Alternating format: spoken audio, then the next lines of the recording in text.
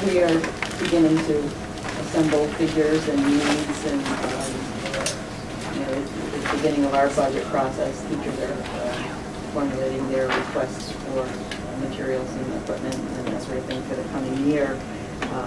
Jane and I have been discussing, we do have a new chart of accounts, which is going to probably throw you for a loop when you see what the budget's going to look like, because it's not going to look, well, not the same. It won't look bad, but it's just going to be different. And you're going to say, well, how much did we spend last year there? And it's not that, that amount from the last year's budget might be split into 3 different lines. So the first year of the transition, and I know this from experience, is very difficult to make any kind of comparisons or to explain to, the town council is asking questions that, all right, well, it's this figure and this figure, because it's just so much more extensively broken out than has been in the past. So, we've given you budget books with information, backup information. Is that something that you want to continue? And I guess we're looking for, is it the school committee's expectation that we will come forward with a level services budget that we will include in our original presentation, those things identified in the strategic plan for improvement that we may not have done in the past? We're looking for some guidance rather than to do it and then have you say, oh, we would rather have it this way. Yep. Okay. Let people chime in here. I'm happy to start. I look at the new strategic plan as a good starting place, that we've laid out those as our 5-year goals, and I think the administrative team has a better understanding than anyone of the steps we need to start taking this year, the following year, and so on. So between that and guiding, we know where our weaknesses are. We know where our testing weaknesses are. We know where our curriculum weaknesses are. And so I would hope the first draft budget would reflect what we as a district have set as priorities in the strategic plan, in stated weaknesses that we know we need to address. So the starting place may not be where we end, but certainly the starting place should be the best education we've articulated we supply to our students. So you're saying not level services, because that is implicit in that is a increase in services? Remember, we do things differently, or we decide we're not going to do this because it's not as important as doing this. Level services to me says continue doing just what we've done, and I think we've said in a number of areas we're not necessarily wanting to do that. We might want to change. We might want to change priorities, do more of this or less of that, redistribute resources. I think that's the good word here, priorities. Right. If the strategic plan represents the next forward priorities we can consider for the education of children, if we have determined other priorities that we have in terms of regional relevance, if we have, I think those are where we start, and then what happens is, I'm also just going to cry, oh gosh, let's look at the unemployment figures and let's look at the economy right now. Wall Street's just doing so well. I'm glad that Bank of America is taking back their $45 billion. We loaned them.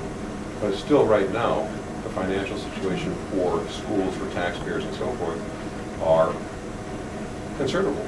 And I think, from my standpoint, to consider level funding at this point is not a bad thing to consider. And that's a good case here, absolutely. We also need some contingency. But we need to do some we may need to reprioritize these things from whatever changes the strategic plan came up with. Things might change, things are going to change. Well, level funding meaning same dollars as last year. I would say that let's try to keep it around there, but I mean what's going to happen, as Julie says, it may not come out that way. But I think as long as we try to be fiscally prudent, but we recognize, I don't mind going to bat for a program that is going to improve the education if the taxes go up as well. I have no problem standing behind that. But let's, again, you have been anything but imprudent in what you presented, and I think that this committee has has stood behind how important it is to educate children. We're listening to the dictates of town council and taxpayers. But I think what happens, I'm not going to say, yeah, let's go for a 5% increase across the board. No, let's see where our priorities are. I think the approach that we used last year overall was very sound in saying, let's put together a budget that meets the needs of our school community. Let's prepare for the worst. And if we do need to come through with a 0% increase budget, let's have that secret list. The way to get there. Right, the way to get there. Those very specific items. That worked out really well as far as I'm concerned. Need to start digging into. Should we need to meet state council or town council requests or whatever other things we need to respond to? Yeah, I don't want a wish list. No. I want a budget. But we've never had a wish list. I agree. I don't think we've And my ever vast seen- experience on the school committee, I agree. And can I ask about the new 5-year plan? Did it drastically shift priorities such that you could really say, well, we're going to put money on rigor and relevance and take money away from X, or is it just, how different, I mean, is that a good sounding board for them? Did it drastically shift priorities such that we could find ways to reallocate the dollars? Because I don't know the... I don't think so, but since we've adopted it, we should use it as a guide on where we're going to send it. I don't think it. There were some specifics, like technology was a priority. One of the goals was foreign language. Yeah. So I think it is probably true that some of these areas that we addressed as priorities, and at least in technology, that was identified as a real weakness. We already had, budget, part of our capital improvement, part of the stimulus money was going to some technology improvements and things. So some of the things may take dollars that aren't necessarily going to be just taken out of something else. I'm not sure if that applies to all of the parts of this financial. And I don't think we're far enough along in our budget Right. discussions to know what we might do differently or eliminate from the budget in order to afford something that we've identified as a priority. Yeah, I don't think But that we will be having those discussions. I So can't think of how things could that we are not afford spent. this? So we've already got rid of Something the else budget. that, Yeah. Yes, it is. Isn't as important anymore. I'm not sure. Priorities. And I'm just going to agree with the consensus here that what we did last year in terms of preparing for a number of scenarios, knowing how we would get to a number of scenarios based on state aid is a good one. And I think that level funding in state aid will be the best case scenario, no question. It probably will not be the scenario. We will probably lose some state aid.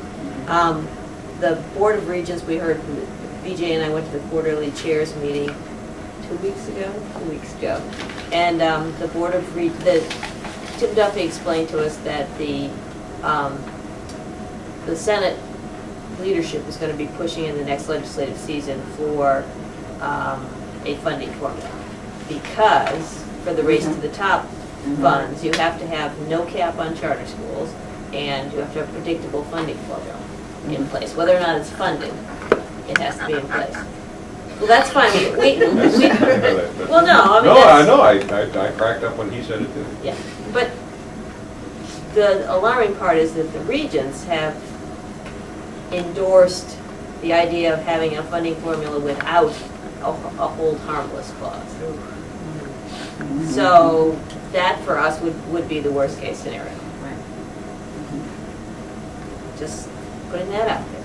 I don't think it's going to affect next year's budget. Well, yeah, if they passed a funding formula this spring. It seemed to be last night at the Commissioners Forum that the funding formula kept coming up again and again as, this needs to happen now. Right. Yeah.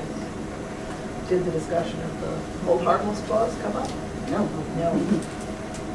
I think people were saying, if we want to have all these improvement initiatives, we have to have some predictability to the funding that we're going to get.